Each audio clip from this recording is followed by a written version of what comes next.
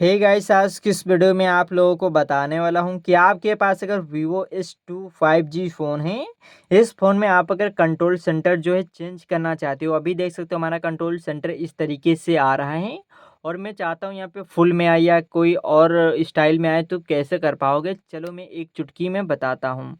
तो सबसे पहले दोस्तों यहाँ पे सेटिंग अपनी ओपन कर लेना है।